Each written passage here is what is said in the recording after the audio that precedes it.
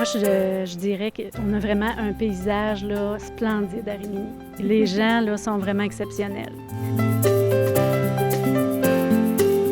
Bienvenue chez nous, à Rimini.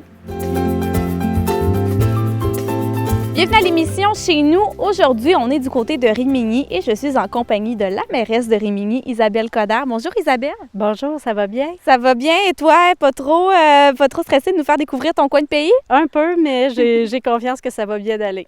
Et justement, qu'est-ce que tu vas nous faire découvrir aujourd'hui? Je vais essayer de vous faire un tour de ce qu'il y a de plus beau dans notre village. C'est sûr qu'on a beaucoup de richesses, un grand territoire, plein de belles choses, mais je vais essayer de faire le tour avec vous autres pour vous montrer nos belles richesses. Qu'est-ce qui est unique à la municipalité de Rimini? Qu'est-ce qui la distingue des autres municipalités au Témiscamingue? Moi, ce qui me surprend toujours, que je trouve vraiment beau, c'est vraiment l'emplacement, le territoire de notre village. On a une rivière au milieu du village, la Fraie. On a aussi, ce qui est surprenant, on a vraiment le plus grand territoire. On a le village qui a le plus grand territoire au Témiscamingue. On a un territoire vraiment grand, de 997 km². Donc, avec un si grand territoire, là, on y retrouve vraiment là, des merveilles, des choses exceptionnelles. Et puis, combien de population est-ce que le village compte-t-il? Environ 293 citoyens. Comment est-ce qu'on nomme les gens qui habitent à Rimini? Les Riminois et Riminoises. Puis comment est-ce que tu les décrirais, les habitants du village de Rimini? Moi, je les vois comme une grande famille. Ils m'épatent vraiment parce qu'ils ont de l'entre-gens, sont accueillants.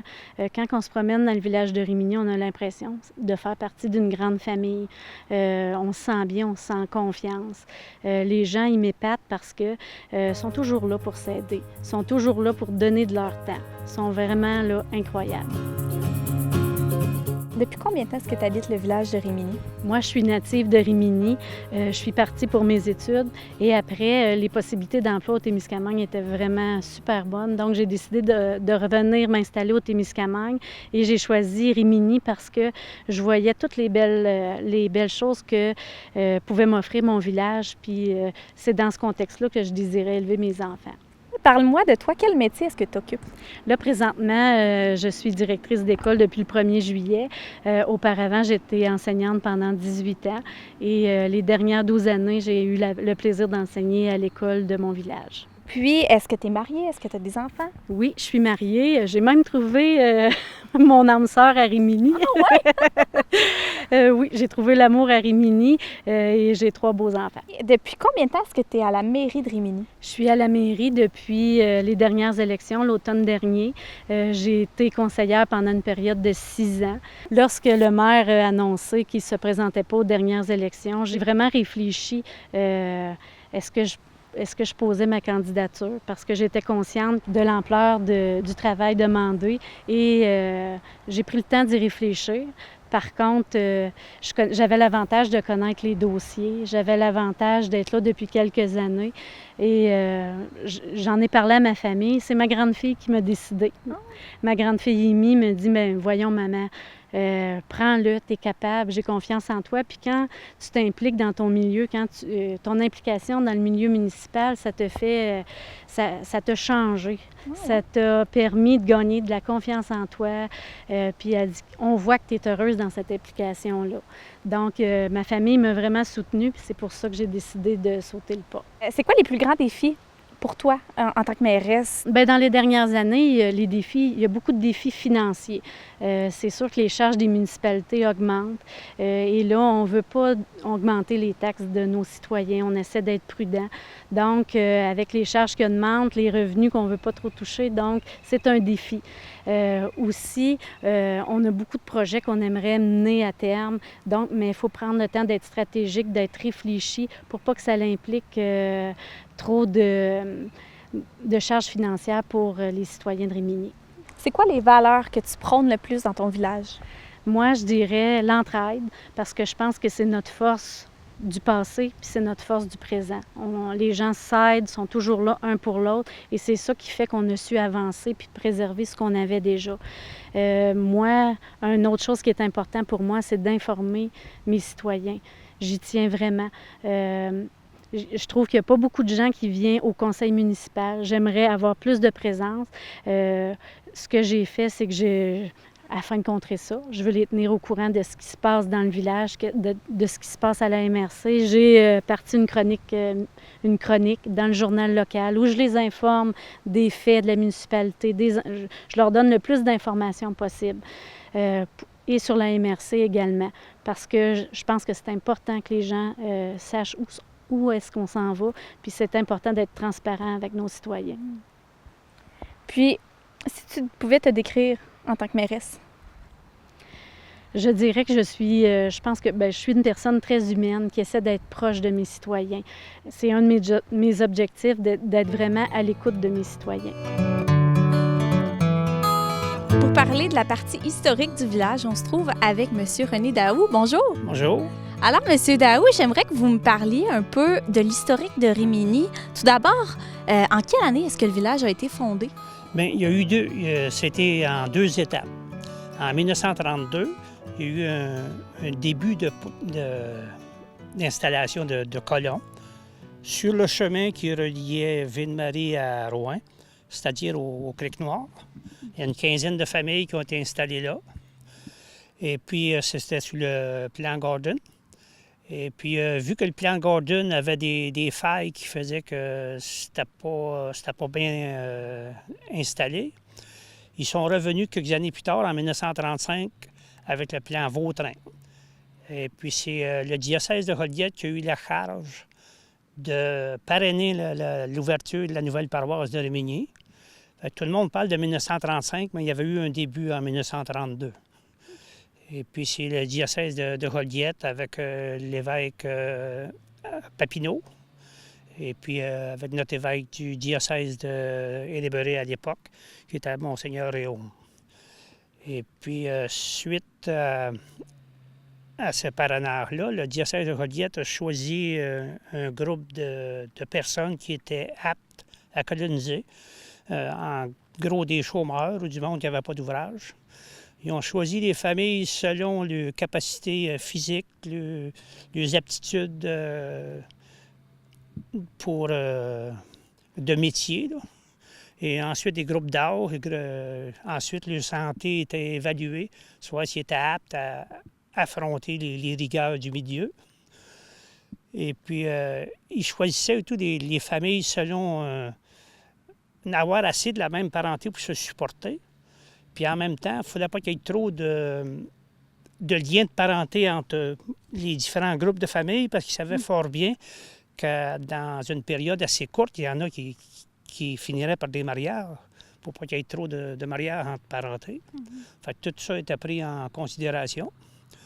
Et puis, on commencé le village avec un curé, une garde-malade, un agronome, pour aider le monde à cultiver. Et puis, on commençait à défricher à des places où il y avait eu des feux de forêt. C'était plus facile à défricher. Et puis, Rimini était déjà occupé à l'époque par les chantiers forestiers, mais proche de la rivière des 15. Tout ce qu'il y avait de bon était déjà coupé. Et puis, il y avait besoin de nouveaux colons pour établir sur des terres, mais en même temps récolter du bois pour les compagnies forestières, qui étaient plus loin des chemins. Et puis, c'est pour ça que les terres ont été développées un petit peu plus loin, parce que le bois, ils appartenaient pas, là. On lui donnait un lot, mais le bois appartenait aux compagnies forestières. Les personnes qui ont été choisies étaient la presque totalité originaire du diocèse de Joliette, puis ont été choisies par un organisme qui s'appelait la Société de colonisation du diocèse de Joliette. Et puis parmi ce monde-là, il était choisi dans différentes paroisses. Et puis entre autres, comme un supplément historique, il y a un village près de Joliette qui s'appelle Sainte-Marie-Salomé, qui, ce village-là, était en grande partie colonisé par des personnes qui viennent de la déportation des Acadiens. Puis parmi ces personnes-là, il y en a du nom de famille de Coder qui ont déménagé, qui sont installés à Rimini, dont le nom de notre mairesse, qui est une Coder, qui a du sang acadien. Il y a plusieurs noms de famille qui sont parmi les premiers arrivants, qu'il y en a encore des descendants présentement à Rimini. Entre autres, les familles Arbour, Aubin, Dufresne, Dulon, Savignac, Thiotte, Saint-Germain, Savignac et plusieurs autres. Il y a eu des événements à Rimini assez marquants, comme le pont couvert qui a passé au feu en 1960. Ça a obligé toute une réorganisation parce que le feu a pris au mois de septembre. Fait que les services d'autobus, ils ne pouvaient pas traverser le pont. Le service pour transporter la crème partie des fermes de Rimini vers Nidlec, qui est obligé de traverser le rapide avec un camion. Il a fallu qu'il aménage le fond du rapide pour être capable de traverser.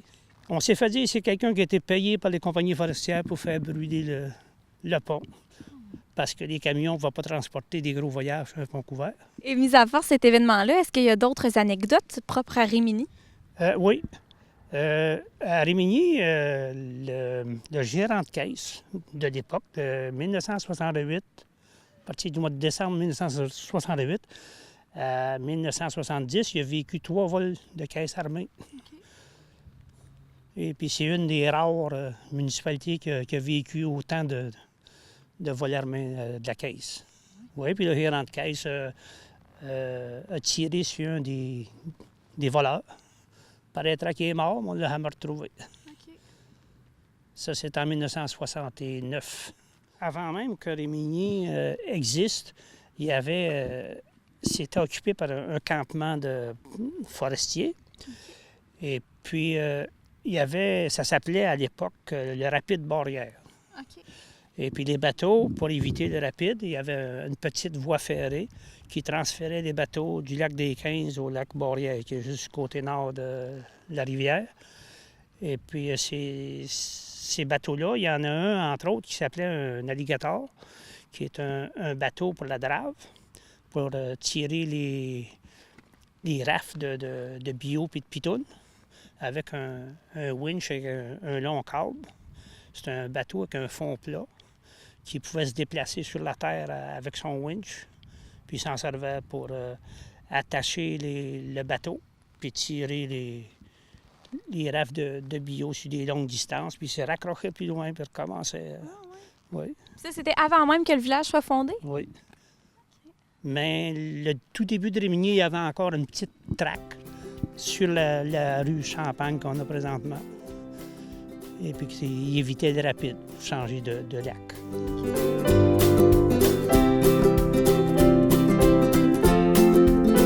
Donc Isabelle, quand je t'ai demandé de me présenter ton lieu de coup de cœur à Rimini, tu as eu vraiment des idées de grandeur. Explique-moi un peu, c'était quoi ton idée? Mon idée de grandeur vient pas vraiment de moi. Elle vient d'un conseiller. Quand j'ai parlé des paysages de Rimini, on parlait des décors incroyables, des choses... Notre territoire est grand aussi. Un conseiller qui a eu une idée de grandeur de faire voir toutes nos belles choses en hélicoptère. Et il a contacté M. Richard qui s'est fait un plaisir d'embarquer dans ce projet-là. Alors, M. Richard, bonjour. Bonjour. Et puis vous, vous êtes pilote d'hélicoptère depuis combien de temps? Ça va faire 45 ans bientôt. Ça va faire 45 ans. Et puis, vous êtes originaire d'ici ou de Rimini. De Rimini. Et puis, vous êtes maintenant à Val-d'Or. Mes installations sont à Val-d'Or, à l'aéroport. Et puis, ça fait combien de temps que vous avez votre compagnie à Val-d'Or? Depuis 1987. Puis, pourquoi est-ce que vous avez accepté de participer à ce projet-là? Bien, en tant que propriétaire terrien de la municipalité de Rimini, ça me fait plaisir de coopérer au développement de la municipalité et de la faire voir à l'ampleur de la municipalité à toute l'Abitibi. Et là, qu'est-ce qu'on s'en va voir aujourd'hui? Est-ce qu'il y a des places spéciales? Où est-ce que vous voulez nous amener? Bien, c'est vous autres qui allez décider. Madame Coder va me guider. Ça va être mon guide. Alors, navigateur. Alors, on y va? Oui.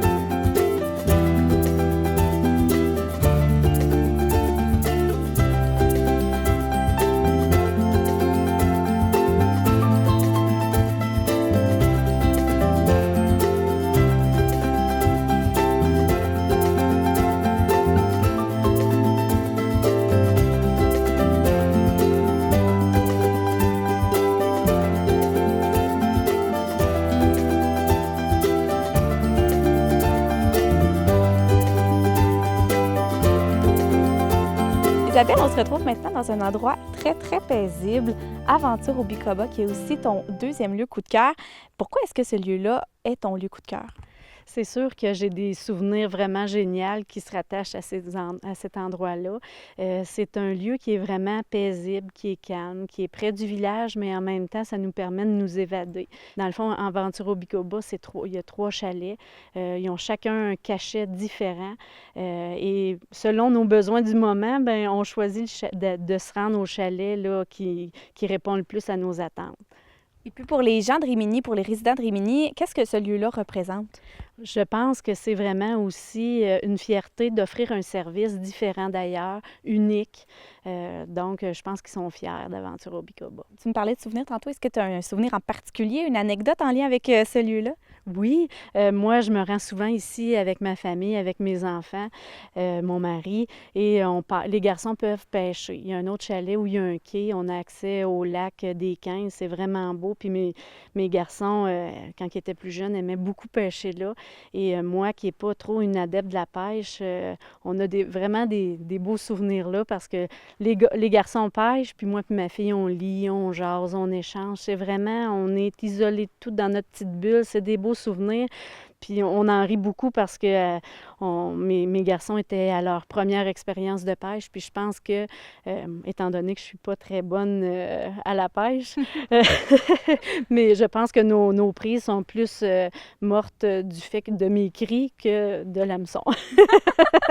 Puis là, tu me parlais de pêche, Isabelle. Y a-t-il d'autres activités qui est possible de faire ici? Oui, on peut louer des kayaks, pour se promener sur les 2 différents lacs parce que sur un côté, on a accès à un lac. Sur l'autre côté, c'est un lac différent avec un cachet différent aussi. Donc, on peut se promener en kayak. Il y a également un terrain de camping.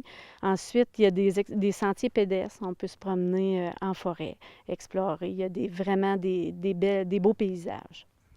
Et puis, Isabelle, Aventure au Bicoba, c'est aussi un attrait touristique à Rimini, un attrait touristique assez important à Rimini.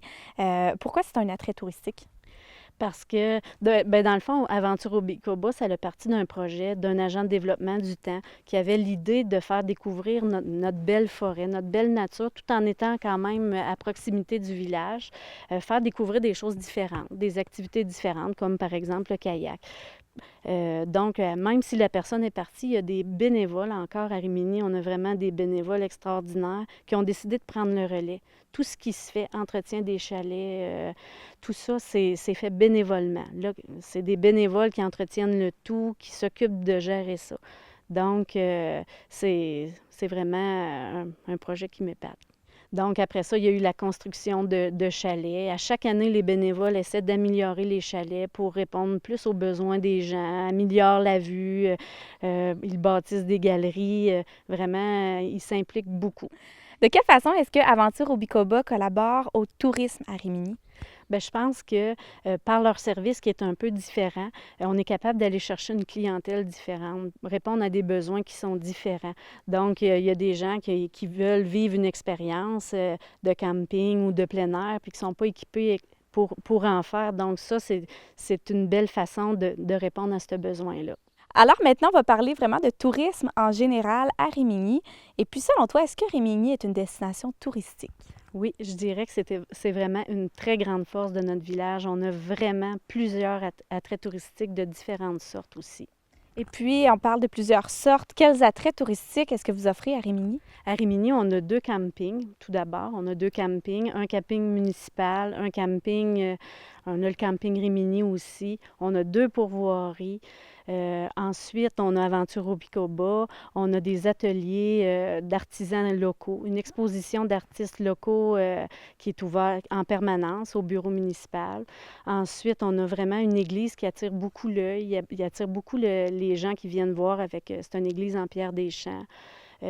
Ensuite, on a l'aréna qui attire aussi des gens pour venir patiner l'hiver. On a aussi une brocante au sol de l'église qui attire les gens parce qu'on y retrouve plein de choses. On a un nombre incroyable de chalets. On a plus de 100 chalets et je dirais aux environs de 200 à 300 camps de chasse. Donc, ça bouge à Rimini à l'automne.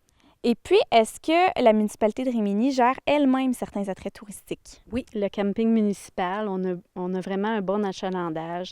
Par exemple, il y a quelques semaines, il y a les Amis campeurs qui sont venus. C'est une association, il y avait 85 roulottes sur le terrain du camping municipal. Quelques semaines avant, on a eu un autre groupe aussi, les Bohémiens, qui viennent presque à chaque année à Rimini. Ça, c'est sans compter toutes les autres familles qui viennent, qui peuvent réserver l'aréna pour avoir un meilleur... ils peuvent avoir accès à différents services, mais il y a aussi, c'est ça, il y a quand même vraiment beaucoup de gens qui viennent camper à Rimini au camping municipal.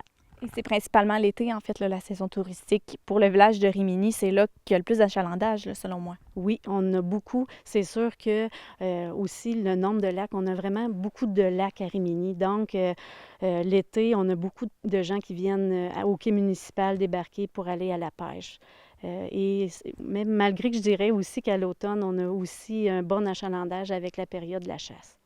Et puis, question de tourisme en général, là, avec l'arrivée du parc Opimican, comment est-ce que tu entrevois le tourisme au Témiscamingue? Moi, je suis contente d'un projet d'un tel envergure parce que je pense que ça fait parler de nous. Puis on a besoin de faire parler de nous, le Témiscamingue, parce qu'on a un paysage incroyable, des ressources magnifiques. Et ce projet-là nous permet de nous faire valoir. Puis on ne se fait pas valoir assez, je trouve, parce que notre territoire est vraiment surprenant. Il y a des richesses incroyables. Et puis là, Isabelle, tu nous as parlé d'énormément d'attraits touristiques tout à l'heure. On va en visiter un deuxième. Où est-ce que tu nous emmènes? Je vous emmène au camping de Rimini. Et on va rencontrer qui? On va rencontrer Denis, le propriétaire.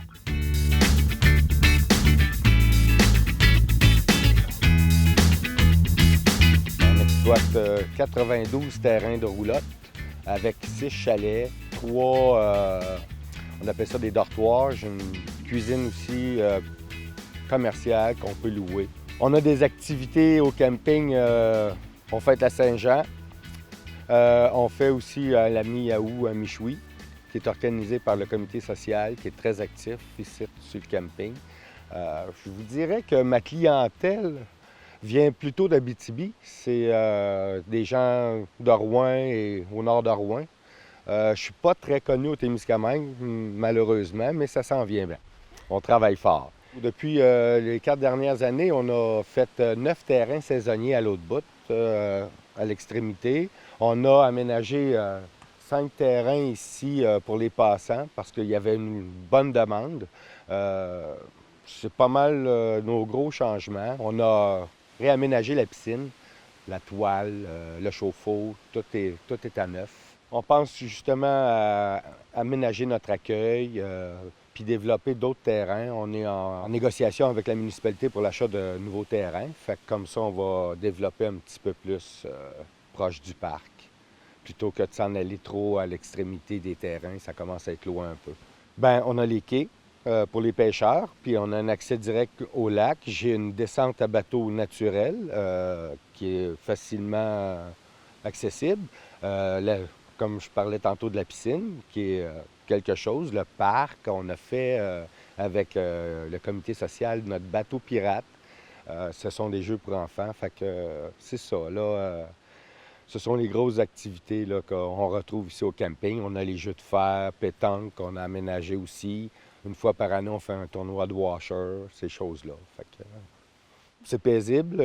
C'est vraiment un bel endroit. On est en très villégiature, on est en pleine forêt, c'est ce qu'on aime, on entend les huards et les oiseaux. C'est vraiment, on est bien. Isabelle, on va maintenant parler d'entrepreneuriat à Rimini. Et à Rimini, je pense qu'il y a quand même beaucoup d'entreprises.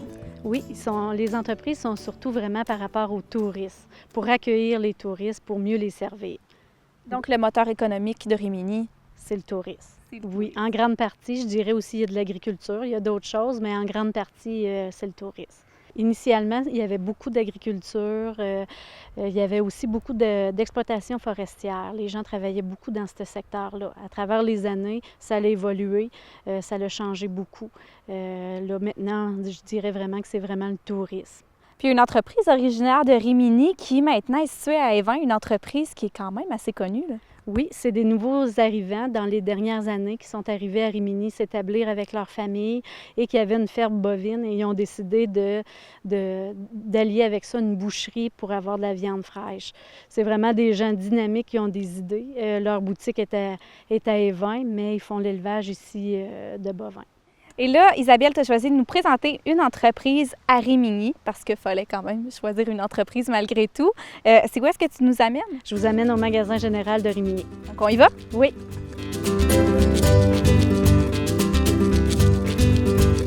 On est vraiment un magasin général, comme tu le dis, c'est ça notre nom, mais c'est ça aussi, on va dire, la mission.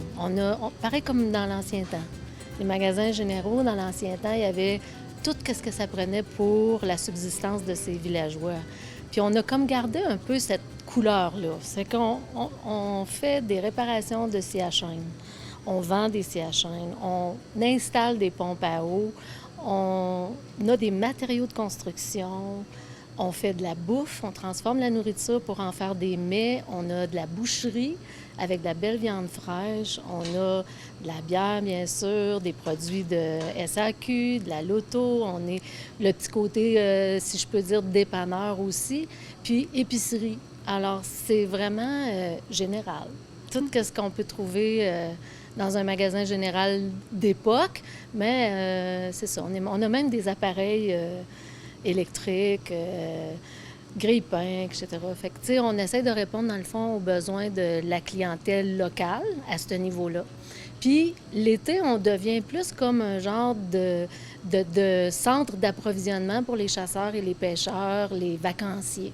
Fait que là, tu vas trouver comme tu vois, là, toutes sortes de choses pour la chasse et la tiraille de pêche, la tiraille de chasse, des vêtements de travaillants, des vêtements de chasseurs, des thermos, tout ce que tu as besoin pour aller en camping, etc. Ça fait que c'est vraiment vaste.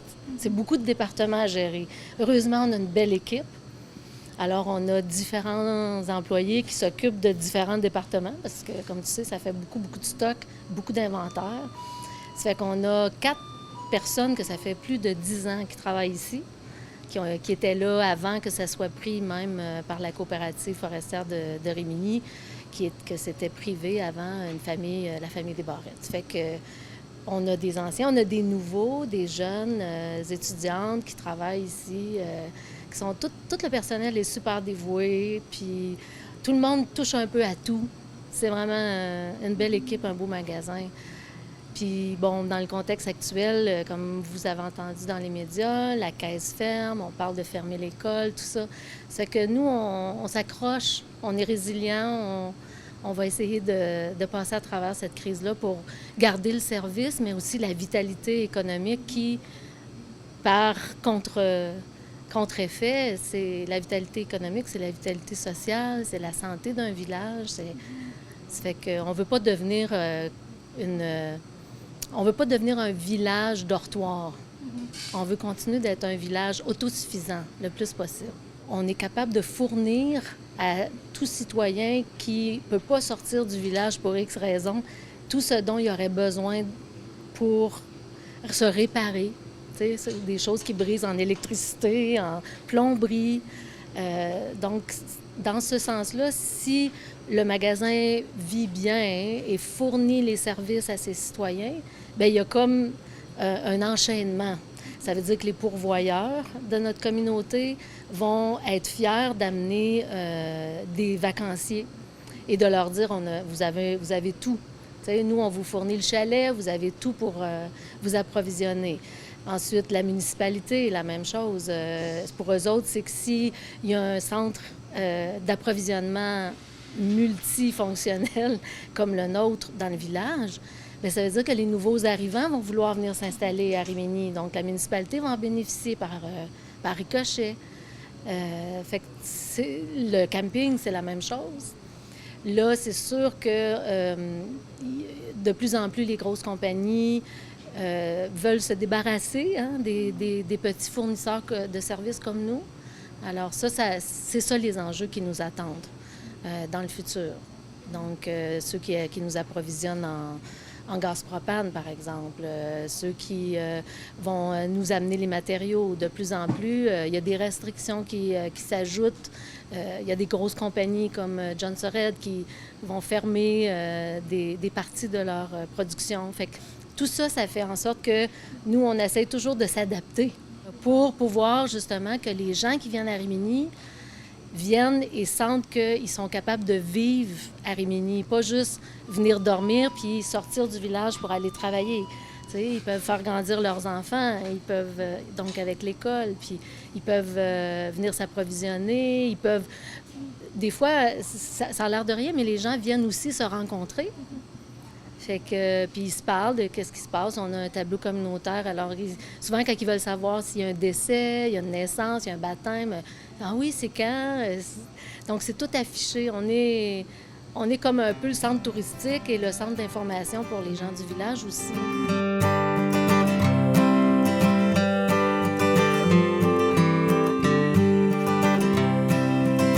Alors Isabelle, maintenant tu vas nous présenter la personne que tu as choisie à Rimini comme personnalité du village. Je te laisse me la présenter. Je vous présente M. Gabriel Lajeunesse. Monsieur Lajeunesse, mon choix s'est arrêté sur lui parce qu'il m'impressionne beaucoup. Malgré son âge, M. Lajeunesse, puis malgré la maladie, M. Lajeunesse est très travaillant. Il continue à travailler au travers de ça. Il a toujours un beau sourire, il a le cœur sur la main. Donc, mon choix était vraiment facile. Alors, M. Gabriel Lajeunesse, bonjour. Bonjour. Là, Isabelle vous a choisi comme personnalité du village, mais nous, on veut savoir qui est Gabriel Lajeunesse. Ah ben moi, je suis un camionneur. Mettons, je crache pas d'être retraité, mais j'ai pas commencé encore. Pas de petit bout. Puis je fais un peu de n'importe quoi, là. Avant ça, j'ai été un menuisier pendant 35 ans. Puis je bricole, je fais du mécanique, du transport. Puis même, je m'amuse à travailler pour le moulin. Puis, ça, c'est un morceau qu'on y tient pas mal. Puis parlez-moi justement de ce moulin-là. Qu'est-ce qu'il représente pour vous? Ah, ben nous autres, en réalité, c'est le début. C'est le début surtout avec mon père qui a commencé par bâtir ça en 1938. Puis dans le temps, le monde n'avait rien, là. Des chainsaws, puis des affaires de même, là, ça n'existait pas. Ensuite, il s'est bâti, comme on dit, une bâtisse pour pouvoir travailler en dedans, mais là, il fallait qu'il y ait quelque chose pour faire rouler les machines. Il n'y avait pas d'électricité, d'affaires de même. Fait que là, il a pensé ça, lui, si je me mettais une roue à l'eau, puis faire runner mes affaires avec ça, bien là, tout marcherait. Puis là, il a travaillé là-dedans. En réalité, toute sa vie. Puis nous autres, on a acheté ça en 1959. Puis là, ben, on a fini par apprendre le métier de menuisier, malgré nous autres quasiment. On a fait nos portes puis nos châssis pour les maisons, moi et mon frère qui reste là-bas dans le coin. Ça fait que on faisait n'importe quoi, des chaloupes, des cercueils, des chaises, tout était rendu général. Ça fait que c'est un souvenir qu'on ne veut pas l'abandonner. C'est pour la raison que je l'ai donné à la municipalité. Parce que là, eux autres, ils vont la réparer, puis en mettre dedans, puis faire la publicité. Parce que, à ce qu'on sache, c'est la seule qu'il y a dans on ne sait pas comment grand, on n'a pas vu d'autres pareils. Donc, vous avez, en fait, c'est la municipalité qui a maintenant pris possession, Oui. mais vous continuez de vous en occuper quand même, de ce que je peux voir. Là. Ah, ben nous autres, moi, j'ai donné mon chemin à la municipalité pour que le monde vienne la visiter, malgré qu'on a vraiment, quand il arrive le printemps, au mois de mai, la fraise, là, ici, là, on ne voit pas d'eau, mais il y a 2 pieds d'eau ici, là. Puis le printemps, des fois, là, il y a un paquet de monde, là. On a un portrait ici, là, qui a 25 bicycles à gaz, là, de partir ici. Tous des visiteurs. Seulement qu'on a jamais arrivé puis dire on bloque ça, puis on ne veut pas les avoir. Ils nous ont jamais causé de troubles. Ça fait que on prétend que ça va continuer. Oui. On va être content des voir, c'est tout. Le moulin, il est important pour les citoyens de Rimini. C'est l'emblème de Rimini, surtout sur tous nos documents. Le moulin est vraiment Ah ouais. important. Et ce qui m'impressionnait de M. Lajeunesse, parce que le moulin lui appartenait, le chemin lui appartenait, il permettait tout le temps aux gens de venir observer la fraie dans le village sans jamais rien dire. Fait qu'il faut penser qu'à chaque printemps, il y avait beaucoup de gens qui venaient sur son propre terrain, ils les acceptaient, ils leur montraient les poissons. On les appelait. Oui. On l'appelait. Des fois, le Navarre, le gars me disait ah, j'ai jamais vu ça, j'aimerais savoir ça. Donne-moi ton numéro de téléphone. Quand c'était le meilleur, là, qu'il n'avait en masse, là, on l'appelait, puis les gars, t'as tout épaté de ça. Là. Le printemps passé, là, on voyait ici, là, dans ce coin-là, là, des dorés de 8-10 livres. Puis pas qu'un, là, au moins une douzaine, puis peut-être plus. Ça fait que c'est une attraction, ça, la fraie, là, autant que le moulin. Oui. Ouais. Tu sais, notre emblème, c'est vraiment le moulin à Rimini. Mais M. Lajeunesse, il pourrait être l'emblème de Rimini aussi. Parce que moi, ce que j'aime des gens de Rimini, c'est que les gens de Rimini sont travaillants. M. Lajeunesse, c'est un bon exemple de ça. Alors, Isabelle, pour parler maintenant des événements à Rimini, on a 2 invités avec nous. Oui, on a Jean-Pierre et Sylvie qui font partie du comité de loisirs. Le comité de loisirs, en fait, pouvez-vous m'expliquer un peu qu'est-ce que c'est? Bien, en fait, le comité de loisirs, ça avait déjà existé de par le passé. Il y a le comité de développement. Je vais faire les activités du comité de développement. Eux autres, ils font au printemps la fête de Rimini, qui était la fête frayante. Et avec ces argents-là, ils font l'entretien, ou en tout cas, ils s'occupent beaucoup de l'aréna. Ça demande quand même pas mal d'implications. Fait que nous, on trouvait qu'il manquait des petites activités. Donc, on a remis sur pied le comité de loisirs et on fait des petites activités qui sont plus saisonnières. Donc, on a le souper cabane à sucre qui a vraiment beaucoup de succès. Et la fête des enfants pour Noël. Et aussi, on s'implique avec le comité de développement à la fête de Rimini. On fait une course de boîte à savon. Fait que le souper cabane à sucre, je pense que Jean-Pierre il pourrait nous en parler un petit peu. C'est quand même quelque chose là, qui est très, très, très apprécié. Alors, le souper cabane à sucre, comment ça fonctionne? Comment ça se déroule? Bien, disons que ça a commencé il y a 2 ans. On avait tenté l'expérience et avec la popularité, le succès, on avait répété l'an passé et prochainement, il va y avoir une troisième cabane à sucre qui va être faite à ce moment-là. Puis les gens, les invités, c'est pas juste pour Rimini, c'est pour les environs qui viennent. Ça peut venir de Rouen, de Ville-Marie. On a même des gens qui sont venus de l'Ontario. Alors, disons que le bruit a couru très vite pour rassembler les gens. On fait vraiment style cabane à sucre d'antan, avec le repas vraiment cabane à sucre. Puis, et les décors. On a quelqu'un qui s'occupe des décors qui réussit très bien à reproduire une partie, parce que c'est pas toute la cabane, mais au moins une partie qui fait que... Et c'est toujours agréable de voir la réaction, les yeux des enfants.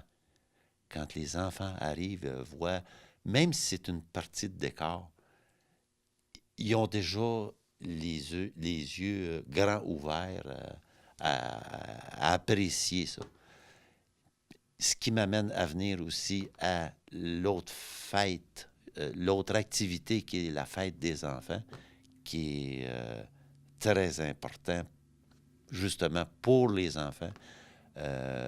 L'an passé, on avait fait ici justement à Salle des Lions et avec le même décorateur qui avait mis de la magie là-dedans. Les enfants étaient... C'est ça qui est magique, la fête des enfants, puis c'est ce qui nous encourage à répéter ces fêtes-là pour que les enfants puissent goûter vraiment à cette magie.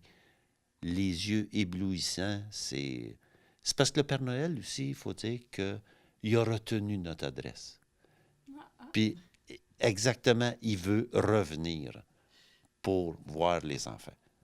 Donc, c'est vraiment un rendez-vous à Rimini. Ah oui. Mais j'ajouterais que c'est pas juste les enfants qui ont les yeux, c'est les adultes aussi. Non, c'est vraiment magnifique comme décor, là. On a eu c'est... le sapin de Noël, Ouais. la célébration de l'illumination du sapin de Noël qui était de toute beauté. C'était vraiment grandiose. Les grandes villes n'ont rien à nous envier par rapport à notre sapin de Noël. C'était vraiment magique pour les petits comme pour les grands. Puis ce que je trouve génial de la fête de la cabane à sucre, c'est que les gens de Rimini étaient nostalgiques depuis quelques années. Parce que, voilà quelques années, on a toujours eu une cabane à sucre à Rimini. Puis malheureusement, elle a passé au feu, elle a été fermée. Donc, depuis ce temps-là, ça manquait à Rimini. On avait été habitués d'avoir une cabane à sucre, des bons repas à chaque année. Et là, ça nous manquait vraiment. À défaut de pouvoir reconstruire la cabane à sucre, bien, on a dit, les gens du comité de loisirs ont trouvé une façon alternative de refaire vivre cette magie-là puis cette ambiance-là depuis quelques années. Puis je trouve ça vraiment formidable. Puis ces événements-là, qu'est-ce que ça apporte au village de Rimini? De la vitalité. Ça apporte de la vie. C'est de faire bouger les gens, de faire sortir les gens, de se rencontrer, de jaser. C'est pas la grosse musique. Il y a les rigodons, il y a la musique de cabane à sucre qui joue en arrière-fond, mais les gens, c'est de se rencontrer, là.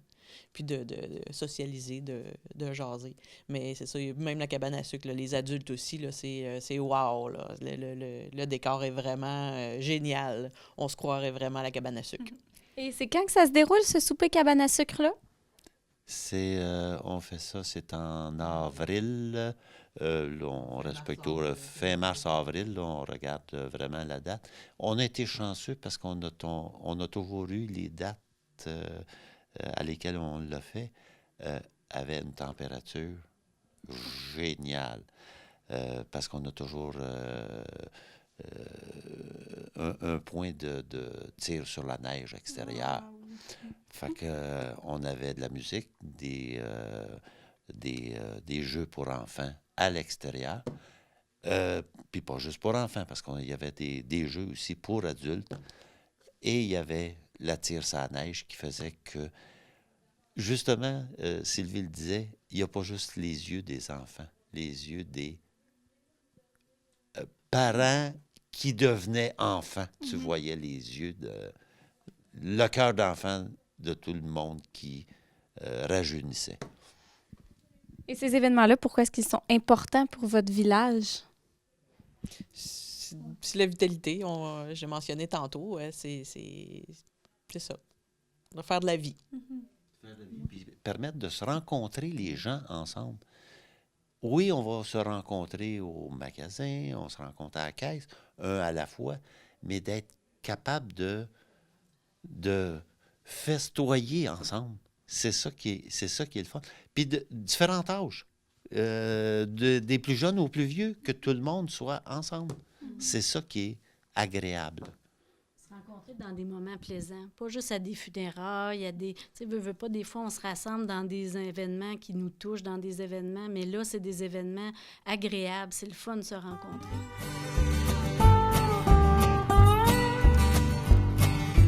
Alors Isabelle, pour ce prochain segment, on est en compagnie de tes conseillers municipaux. Je vais te laisser me les présenter. Oui, j'ai une belle équipe. J'ai Jean-Pierre avec moi, Jean-Pierre Chagnon, Carole Coderre, Carole Laforge, Sylvie Dulon, qui est ma mairesse suppléante, Simon Daou. Et puis, pour cette section-ci, on va parler donc des enjeux propres à la municipalité de Rimini.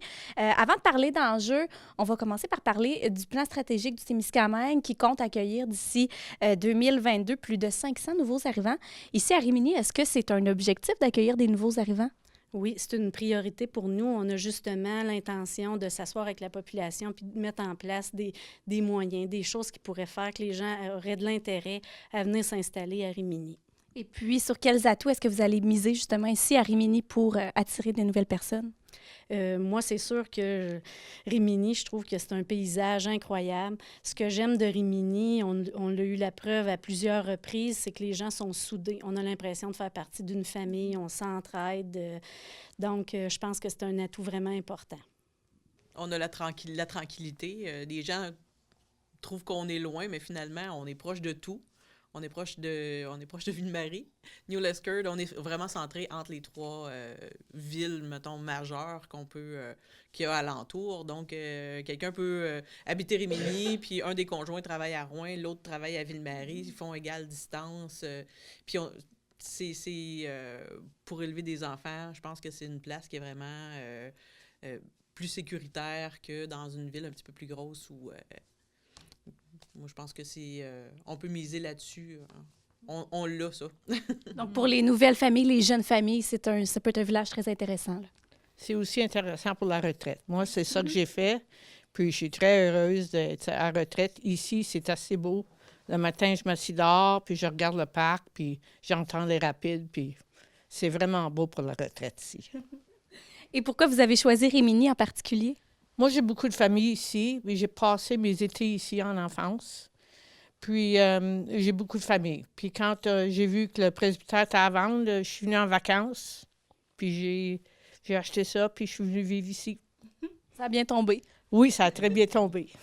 Et puis, qu'est-ce que vous diriez à quelqu'un pour le convaincre de venir s'installer ici à Rimini? La tranquillité d'esprit. On est chez nous, on n'a pas peur de rien, on se sent entouré. Le paysage est à couper le souffle, les gens sont respectueux, sont accueillants.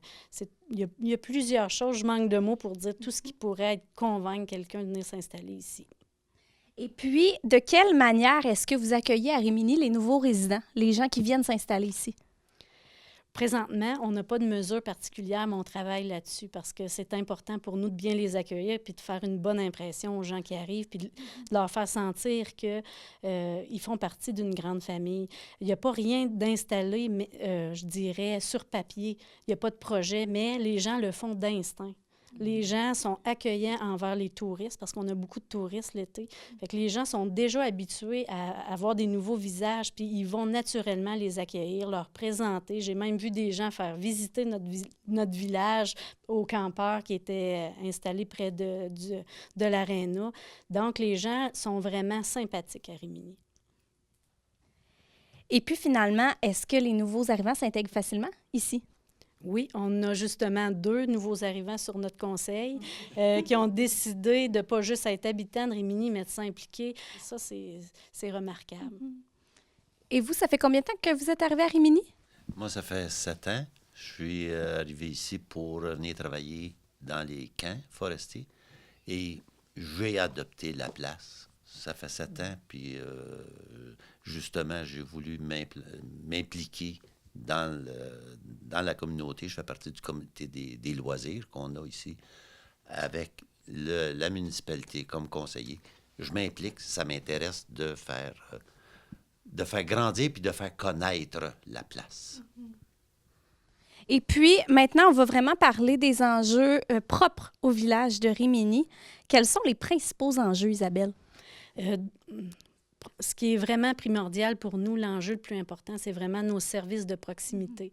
Pour des gens qui vivent environ à 1 heure de route ou 45 minutes d'un grand centre, un service de proximité, c'est pas un service à 45 minutes de route, c'est un service dans la municipalité. Donc, c'est un enjeu vraiment important de garder nos services de proximité. Dernièrement, c'est un enjeu très réaliste, vraiment concret, parce qu'on a eu des annonces qui nous ont fait mal, qui sont difficiles à prendre pour la communauté, particulièrement, je dirais, aussi pour la communauté âgée, parce qu'on a une moyenne d'âge de 68 ans, Rimini. Donc, les changements, c'est difficile pour ces personnes-là. Le conseil se sent vraiment concerné, se sent vraiment concerné par les défis que ça peut apporter, cette perte de services de proximité-là. Et puis, on parle de services de proximité. Est-ce que parmi ces services-là, on parle aussi du service Internet? Oui, On parle du service Internet. Simon voulait nous en parler, justement. Internet et cellulaire en même temps.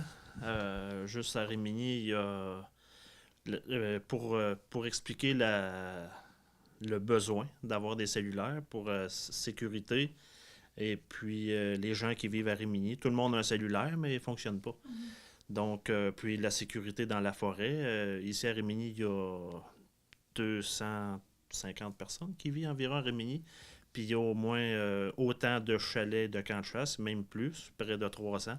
Donc, la sécurité pour ça. Puis, si on veut attirer des gens à Rimini, tout le monde est sur le cellulaire maintenant. Et puis, les réseaux sociaux, l'Internet. Donc, ça prend une tour puis un service cellulaire primordial. Comment est-ce que vous allez faire pour contrer cet enjeu-là, justement? Il y a un projet avec le GIRAT. D'ici 3 ans, on devrait avoir du service, mais j'avoue que 3 ans, on trouve ça très loin parce qu'on a vécu des problématiques dernièrement, une coupure de téléphone. On a, en même temps, quand il y a eu les grands vents, on a perdu l'électricité pour devoir signaler qu'on était en situation d'urgence, pas d'électricité, pas de téléphone. Il fallait se déplacer avec nos véhicules à Relais ou à Guérin pour dire, écoutez, là, on n'a pas d'électricité, on n'a pas de téléphone. On avait souvent la réponse aussi, il faut que plusieurs personnes viennent signaler vos pannes parce que sinon, juste une personne, c'est pas assez. Donc, il a fallu que les gens se relaient, se rendent à 15-20 minutes de route pour signaler, écoutez, là, on est en mesure d'urgence. Il faut que plusieurs personnes le fassent pour que le rebranchement soit fait dans les 24 heures. Mais certaines personnes ont été en coupure d'électricité pendant 48 heures. On a manqué de téléphone pendant plus de 24 heures. Donc, il arrive un accident, il arrive une urgence, pas capable d'appeler l'ambulance, pas capable de... Il faut se rendre à Relais ou à Guérin. Donc, oui, c'est un enjeu important. Puis ça l'est encore plus du moment qu'on a vécu une problématique dernièrement. On a vécu une situation d'urgence qui aurait pu être pire. On s'en est quand même bien sorti. Mais ça nous a fait prendre conscience qu'on ne peut pas se permettre d'attendre 3 ans pour être desservi au niveau du cellulaire. Et puis justement, vous ne pouvez pas vous permettre d'attendre 3 ans, mais est-ce qu'il y a quelque chose que vous pouvez faire ou vous devez attendre après justement des réponses? On essaie des choses. On a regardé, est-ce qu'on est capable de se permettre de s'installer une tour à Rimini? C'est des sous. C'est des sous qu'on n'a pas nécessairement. On a évalué ça. Est-ce qu'on serait possible de mettre quelque chose dans une clochette d'église? On a évalué. C'est vraiment des sous. Puis on est en train d'évaluer est-ce qu'on peut se le permettre. En attendant, on a installé du réseau Wi-Fi qui est autour du bloc ici. Fait que donc, les gens, ils peuvent faire un appel Wi-Fi, mais quand il n'y a pas d'électricité, il n'y a pas d'appel Wi-Fi, donc on n'est pas mieux organisé. Et mis à part les services, est-ce qu'il y a d'autres enjeux qui vous touchent ici à Rimini? On a eu, est-ce qu'on dit une menace? Une annonce de possible fermeture de l'école pour septembre 2019, l'école serait fermée. Donc, il y a un comité qui s'est mis en place pour essayer de trouver des solutions. Parce que, bon, la commission scolaire, ils font ce qu'ils peuvent, mais il y a le financement qui est un enjeu majeur, je dirais, pour garder les écoles ouvertes. Donc, le comité, puis on a eu la surprise aussi dans notre comité, de ne pas juste avoir des gens de Rimini. On a des gens de Guérin et on a des gens de Nédelec aussi qui se sont manifestés, qui ont manifesté de l'intérêt parce que l'école de Rimini fait partie du Triolet. Donc, c'est une école, mais dans 3 bâtiments différents. Et ces personnes-là tiennent à garder le modèle qu'on a présentement. Donc, on se partage les élèves pour être capable d'avoir chacun dans notre municipalité une école. Fait que ces personnes-là ont manifesté l'intérêt à faire partie de notre comité. Donc, on a été agréablement surpris. Là, il y a des démarches qui se font. On veut rencontrer la direction et les commissaires à la commission scolaire, la députée, pour aller voir plus haut au gouvernement, voir s'il y a possibilité, parce qu'on n'est sûrement pas la seule petite école qui est dans cette situation-là.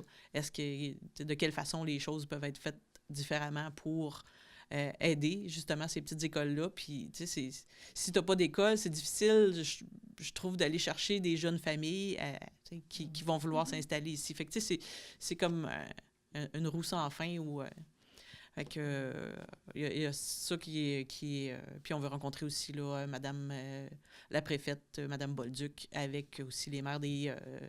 moi, je vais aller comme mairesse remplaçante, comme je fais partie du comité aussi. Et on veut rencontrer là, les dirigeants des municipalités pour voir qu'est-ce qui peut être fait aussi là-dessus. Fait que c'est un enjeu qui est vraiment très important pour nous. Si on reste sur une note, si je peux appeler ça négatif, mais qui amène du positif, c'est qu'on a eu aussi une nouvelle qu'on perdait le service de la Caisse populaire. Mais là, à ce moment-là, on veut essayer de se regrouper aussi pour essayer de faire comprendre nos besoins de notre endroit ici, pas juste des environs, de notre place, nos citoyens, étant donné qu'on est une municipalité dont la moyenne d'âge est élevée, il y a beaucoup de personnes qui ne peuvent pas se déplacer. Se déplacer dans le proche environnement, OK, mais il faut garder nos services, par exemple. C'est un service qui est important de garder, donc on va essayer de se mettre coude à coude pour essayer de convaincre les administrateurs pour qu'on puisse trouver un moyen de garder ce service-là. Oui, puis on est inquiet aussi pour le bureau de poste. La madame est venue hier, puis elle a peur pour son bureau de poste, vu que si la caisse ferme, elle s'attend que pas longtemps après, le bureau de poste va fermer. Fait que c'est un autre édifice, un autre service que les gens n'auront pas. Là. Fait que c'est ça. Parce que vous, votre réalité ici, en fait, en étant dans un petit milieu qui est quand même loin des grands centres, donc qu'est-ce que ça peut occasionner justement comme problématique, la perte de tous ces services-là? Ça va être difficile d'attirer des gens à venir dans notre village si on n'est plus capable de leur fournir un service de proximité sur plusieurs paliers. Si tu n'as pas de caisse, si tu n'as pas de magasin, si tu n'as pas de bureau de poste, les gens sont moins intéressés à venir. Les gens questionnent, ils viennent voir « Ah, c'était une de nos forces. » On saurait parler, on aurait discuté il y a quelques mois, puis je vous aurais dit, une de nos grandes forces qui attire les gens, c'est nos services de proximité. Mais là, on les voit partir, nos services de proximité. Ça nous crée des incertitudes pour le futur. En même temps, cette peur-là nous amène à nous pousser, puis à nous dire, là, ils nous annoncent plein de choses, mais là, réveillons-nous puis regardons ce qu'on peut faire avant de perdre le reste. Des fois, la peur, ça crée un mouvement d'action des gens. Et malheureusement, là, notre situation nous a emmenés là, mais je suis fière de voir la réaction des gens. Il y a eu un mouvement de collaboration pour dire, là, on se prend en charge, on se réveille, puis on agit, puis on essaie de voir les solutions pour l'avenir, parce qu'on a un magasin qui est important pour nous, un magasin général. Si les gens vont à l'extérieur pour aller à la poste, si les gens vont à l'extérieur pour aller à la caisse, donc ça va venir qu'ils vont sortir de Rimini. Le magasin, est-ce qu'ils vont acheter encore leur petite commission-là au magasin? De moins en moins. Donc là, on a peur de perdre notre magasin aussi. Donc tout ça, c'est un engrenage. Mais je suis fière de voir la façon que les gens ont réagi dernièrement à toutes ces mauvaises nouvelles-là en se disant, là, on fait quelque chose, on se met en action. Et c'est une belle force que vous avez, je crois, à Rimini, de pouvoir vous mettre tous ensemble, puis d'affronter justement ces plus gros défis-là. Là. Oui, c'est dans des moments comme ça qu'on se rend compte qu'on est capable, puis qu'on est fort, puis que oui, on est une famille. Hier soir, lorsqu'on a rencontré les dirigeants de la Caisse, j'étais fière. J'étais déçue de la nouvelle, mais j'étais fière de voir que les gens s'étaient mobilisés pour venir donner leur point de vue, de venir essayer de proposer des pistes de solutions. Ils m'ont épatée. C'est une belle force que vous avez, puis aussi de voir le positif dans le négatif. Oui, il faut, parce que ça devient décourageant. Oui.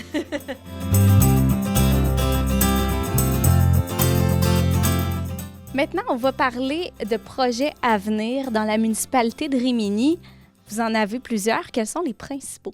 À Rimini, on est chanceux. On a le lac des 15 qui commence au pont à Rimini. En haut du pont, c'est le lac Rimini. En bas du pont, c'est le lac des 15. Lac des 15 part ici. On peut se rendre tout le lac des 15, Andelier, La Tulipe, Béguélis, Lac-Simard. C'est un très grand lac, très beau lac. Donc, présentement, on a quelques quais pour dépanner, mais ce qu'on aimerait, ça serait d'avoir une petite marina, exemple, style petite marina, pour que les gens de la place peuvent se louer un quai puis laisser le bateau à l'eau pour tout l'été, ou peut-être pas nécessairement louer des quais, mais que s'il y a du touriste qui arrive, exemple, qui ont affaire à aller au magasin, ou prendre une marche dans le village, une visite, aller chercher de l'essence, ben on a des quais pour accueillir tous ces gens-là. Puis éventuellement une phase 2 si ça fonctionne, mais il faut trouver les moyens puis regarder pour former un comité pour faire avancer ce projet-là. Et puis c'est un projet qui est basé sur un de vos atouts aussi, parce que vous avez quand même déjà beaucoup de tourisme à Rimini grâce à vos attraits touristiques. Exactement, avec le camping. Il y a beaucoup de gens de l'extérieur qui viennent passer leur fin de semaine sur l'eau avec leur bateau. Beaucoup de gens des États-Unis qui viennent à nos pourvoiries. En même temps, ces gens-là, quand ils viennent à Rimini, sont fiers d'avoir notre magasin, les gens de l'extérieur. Puis la caisse aussi, je reviens un petit peu sur la caisse, je fais une petite parenthèse là-dessus. Les gens des États-Unis qui viennent ici, ben quand ils ont des achats à faire au magasin, ils pouvaient aller transférer leurs argent américain en argent canadien. Fait que ça risque de changer la donne un peu, mais je reviens au quai, c'est pour tous ces gens-là, puis accueillir ces gens-là. Puis Rimini, c'est une presqu'île, donc des lacs tout le tour. Mais les autres lacs, c'est accessible probablement plus avec des bateaux plus petits, si on peut dire, mais le lac des 15, ça sera vraiment pour le tourisme, puis avoir une marina, c'est pas mal le projet. On a aussi appris, on avait des projets qui touchaient le pont depuis quelques années. L'île près du moulin, qui est notre emblème à Rimini. On avait comme projet, on avait des idées de projets, d'aménagement pour rendre ça encore plus attrayant. Et là, on a appris dernièrement la nouvelle que notre pont était en fin de vie. C'est une mauvaise nouvelle encore en soi, mais on s'est dit, on ne reste pas ça là. C'est peut-être l'opportunité de faire des modifications sur la façon qu'on veut que le pont soit fait pour qu'il revienne comme il y a quelques années quand le pont, il y avait une passerelle qui reliait à l'île. Donc, s'il y avait cette passerelle-là, on a projet aussi d'améliorer le moulin. On est en train d'acquérir le moulin.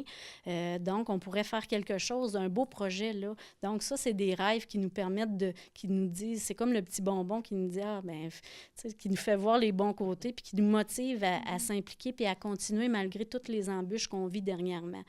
Donc, c'est des projets comme ça qui font rêver. Mm-hmm. On parlait de projet, justement, le moulin. On essaie de trouver toutes les possibilités qui peuvent être rattachées à ce moulin-là.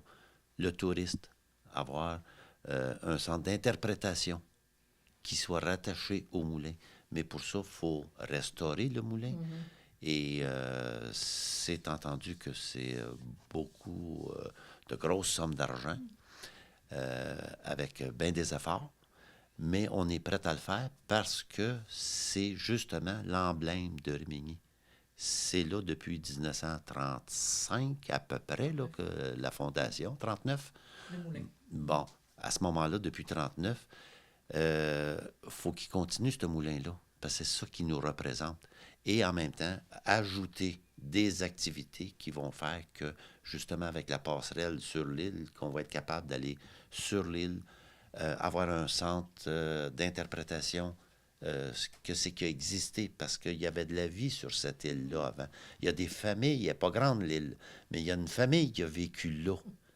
Donc, c'est de rentrer l'histoire aussi là-dedans.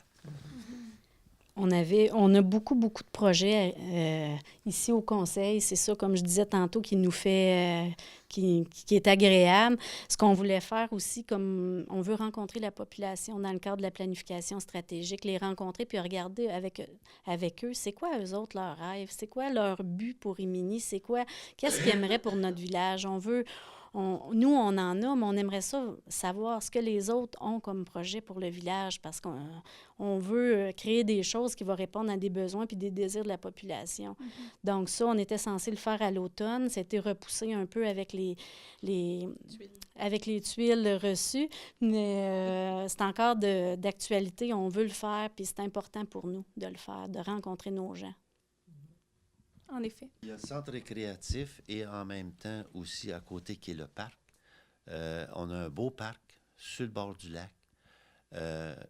On va essayer de l'amener où est-ce que c'est que les gens à mobilité réduite et en même temps en pensant à nos petites familles qui vont se promener avec les poussettes pour les enfants. Avoir un circuit dans le parc, améliorer le parc, ça aussi c'est... puis en même temps, ça va amener des touristes. Et à côté, il y a l'aréna qui est là. Ça aussi, c'est la même chose. Il faut le mettre au goût du jour, cet aréna-là, pour que ça soit utile, pour que ça soit pratique pour tout le monde. Et des projets que vous me décrivez, c'est pratiquement tout un petit peu relié parce que ça vise un peu le tourisme. Ça vise aussi les familles, les jeunes familles aussi qui sont installées ici à Rimini. Puis, bien sûr, ça va profiter à tout le monde. Et puis, comment est-ce que ces projets-là vont demander votre implication à vous, le conseil municipal? C'est sûr que ce qui est plaisant dans notre équipe, on est vraiment une équipe dynamique. Ça m'encourage parce que chacun a des projets qui lui tiennent à cœur, qui est capable de mettre de l'énergie dans ce projet-là. Parce qu'on se le dit, c'est du temps. C'est beaucoup d'énergie et on n'a pas beaucoup de ressources pour réaliser tout ce qu'on veut faire. Donc, ça demande beaucoup de temps à chaque personne qui est assise ici, d'investissement, de temps, de recherche, parce qu'on n'a pas d'agent de développement. C'est vraiment le cas, on a des moyens réduits. Donc, tout projet dans lequel on se lance, on doit s'assurer que c'est une priorité du conseil parce qu'on le sait qu'on va devoir s'investir dans ce projet-là vraiment avec beaucoup de temps. Parce que vous avez des métiers, des familles, vous avez une vie aussi. Exactement. Et là, maintenant, je vais vous demander quelle est votre vision de l'avenir de Rimini? Moi, j'aimerais beaucoup, personnellement, avoir des nouvelles familles qui s'installent. On a parlé souvent de développement de Rimini. Ça, je pense que si on était capable d'attirer des gens à venir découvrir Rimini, premièrement, il va falloir se vendre davantage parce qu'à Rimini, c'est vraiment un beau village. Il y a des belles choses à découvrir. C'est particulier. Donc, si on est capable d'attirer des nouvelles familles, déjà là, ça va venir régler tous nos autres petits défis de tous les jours, comme nos services de proximité qu'on sera en mesure de conserver. Et ça viendrait mettre un regain d'énergie à notre village, ce qu'on a besoin. Moi, je voudrais être capable d'accueillir puis prendre soin des aînés. On a beaucoup ici. Moi, je prends soin de mon père, puis c'est très difficile. Puis on n'a pas beaucoup de services. On en a un petit peu, mais j'aimerais ça être capable d'améliorer les services pour les aînés. Donc, vous, dans l'avenir, vous voyez qu'il y a eu du chemin qui va être fait là-dessus? Oui, peut-être une place pour l'accueillir, ou peut-être plus de services de CLSC ou des choses de même. Okay. Rimini, c'est un trésor caché parce qu'il y a plein de gens qui passent sur la 391, mais qui ne prennent pas l'intersection pour se rendre à Rimini. Pourtant, c'est pas loin, là, c'est 2 petits kilomètres. Hein. Puis, s'ils savaient comment c'est magnifique, au bout de ces 2 kilomètres-là, il y en a peut-être plusieurs qui feraient le chemin pour venir. Oui, c'est un commentaire qu'on a souvent. C'est un commentaire qu'on a souvent des collègues de travail, des gens qui disent « Ah, par hasard, je suis arrêtée là à Rimini, c'est donc bien beau. J'en avais pas entendu parler, je l'avais pas, j'étais jamais arrêtée. » Donc ça nous fait plaisir. Puis ça nous fait réaliser aussi qu'il faut faire parler davantage de nous à Rimini. Il faut se vendre davantage. Parler de vos richesses aussi, parce que vous en avez beaucoup, là. Si on parle seulement du paysage, des lacs également, tout ce que vous exploitez déjà très bien, là, avec les attraits touristiques. Oui, on a quand même une grande variété d'attraits touristiques à Rimini. Un bel attrait qu'à Rimini, je pense qu'il est important à dire, c'est que je crois pas que ça dans d'autres villages, en plein milieu du village, en bas du pont, une frayère. c'est assez impressionnant le printemps de voir le poisson frayé. Donc, c'est un autre atout. Et puis ça, il y a un événement, je pense, que vous faites à Rimini en lien avec ça. Oui, le festival La Fraie. C'était la fête frayante. C'est devenu la fête de Rimini. Parce que le poisson n'était pas toujours au rendez-vous, parce que lui, il va avec la température de l'eau, il va pas avec la date exactement. Mais c'était, au départ, c'était la fête frayante pour justement faire connaître aux gens le frais du doré jaune, qui est vraiment spécifique ici à Rimini, là. Mais c'est maintenant la fête de Rimini qui continue à faire année après année là, les activités au printemps. Et puis, maintenant, quel est votre plus grand souhait pour votre municipalité? Je dirais, on est vraiment dedans, là, mais je dirais vraiment de maintenir nos services de proximité. Ça, présentement, c'est ce qui me tient le plus à cœur personnellement. C'est ce qui vient nous chercher beaucoup aussi. Donc, on veut maintenir nos acquis. Ça, là, c'est mon plus grand souhait. Ça devient un but commun et non pas juste pour la municipalité, mais pour les citoyens, parce qu'on a vu hier la réaction quand les citoyens ont vraiment appris ce que c'est qui se passait.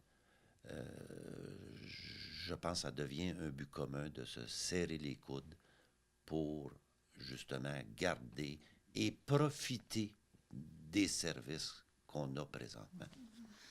Au-delà d'un besoin juste municipal, oui, c'est notre réalité présentement, mais on n'est pas les seuls touchés. Je pense à d'autres milieux dans le secteur Est, ils vivent la même chose. Donc, c'est une réalité pas juste aussi municipale, c'est de région aussi. Parce qu'on est, dans le fond, on est éloignés, on est tous éloignés, là. Donc, c'est la même chose pour les autres. Puis je pense qu'on devrait s'allier, les petites communautés, pour essayer de voir à des solutions ensemble. Parce que c'est un travail d'équipe, en fait, là, justement. Oui, vous n'êtes pas... Eh bien, je voudrais vous remercier beaucoup d'avoir pris le temps de nous rencontrer, d'avoir pris le temps de nous parler aussi de votre amour pour votre municipalité de Rimini. Et je vais aussi prendre le temps de vous féliciter pour tout le positivisme que vous mettez, malgré les événements difficiles que vous vivez. Et bonne chance pour la suite. Merci beaucoup.